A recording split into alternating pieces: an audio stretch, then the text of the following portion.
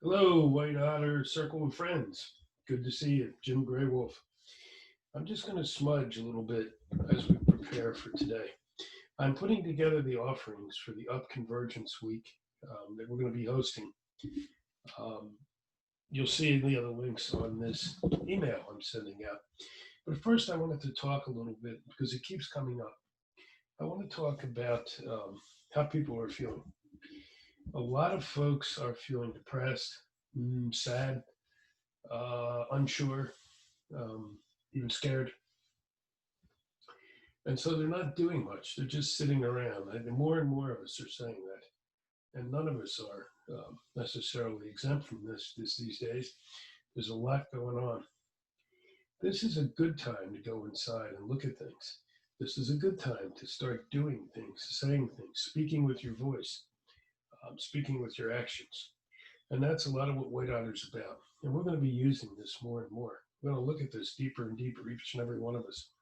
But for now, I wanted to just start maybe with a bit of a story, which many cultures claim is their story. I got it. It's actually connected to my Romani Gypsy birth blood, um, the shamanic part of that.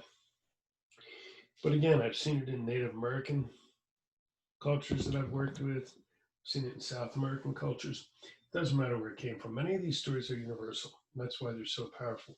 And actually, when I was learning them, that's why I thought they were so effective and so true. So, this whole issue of what do we do about depression in times like these? What do you do about sadness, grief? First thing is to try to understand why, um, or feel why is probably a better way of putting it, because a lot of this comes into your brain, but you got to help clear it up with your heart as well. So the story is people feeling depression, some young person feeling very depressed, very sad, even suicidal, goes to an elder, a shamanic elder, and says, I'm very depressed. What's the point in living? Everything is falling around us, everything is bad and wrong. And the elder asks some questions. Now, the two primary questions I found in many different stories from different cultures. The first one is, when did you stop dancing? The second one is, when did you stop singing? Now, when you sing and dance, it's hard to be depressed or feeling out of sorts or scared. So that's the basis of those questions. Now, you see in other shamanic circles, you see other questions being asked. When did you stop feeling joy in stories and hearing stories? When did you stop enjoying silence and sitting alone and quietly?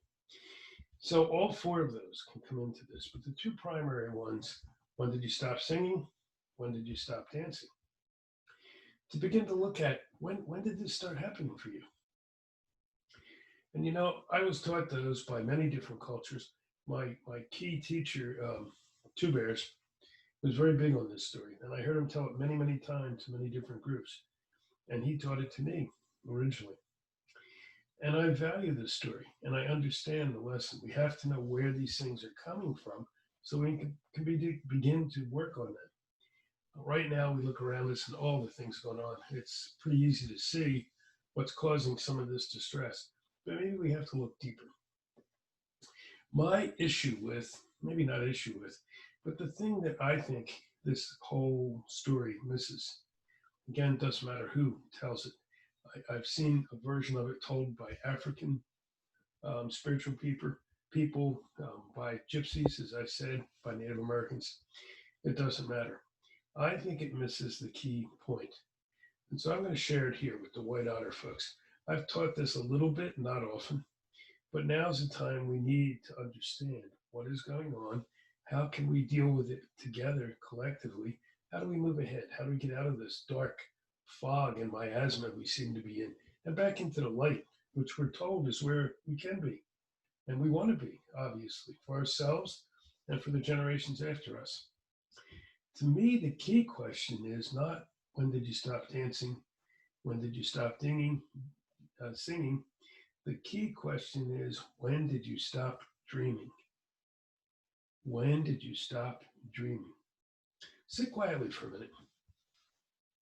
Just sit quietly for a minute and get out of your head and into your heart. You're going to hear me say this a lot as we go on. Get out of here and into here. Okay, good. Breathe a minute. Breathe deep. In through the nose, out through the mouth. That's it. Good. Good. Excellent. Now just sit, eyes closed or eyes open, it doesn't matter. And take a moment and ask yourself that. Ask it in your heart. When did you stop dreaming? When did you stop dreaming? You can also ask yourself, when did you stop singing? When did you stop dancing? I think they're of lesser value, import, than dreaming. Dreaming is where a lot gets accomplished. Dreaming is the place where we deal with things maybe we're not ready to deal with when we're awake yet. Or in the Aborigine way, dreaming is where we actually create everything. And then when we're awake, we actually just act out what we've already dreamed into existence. So actually, I have an Aborigine friend who is part of this group who says, okay, it's time to dream a new dream now. And I think he's right. And I think individually and collectively, we need to dream a new dream now. So just ask yourself that, see what you feel. You might not feel anything right now. Maybe you are. But go with that for the next day or so. See what comes to you. See what it means to you. It may mean different things. I'm going to write this up on the blog space in Teachable as well. You should all have that Teachable link. I'll post it again so you do have it. Go join that blog space, and I will post the short written version of this. I'd love to hear your comments, and I know everyone else would too. Let's start using that space. It's a great place to communicate. I think the first time you go, you might have to sign up to get into Teachable, but it's free. It's nothing. And go in and start looking at things. So we start getting a little more proactive. It's really time that it's needed. So I hope you enjoyed this. I hope you sit with that. I hope you really think about that and feel that. When did you stop dreaming? Some people say they've never dreamed. It's not true. We all dream. Perhaps you're not remembering your dreams. So there comes another question.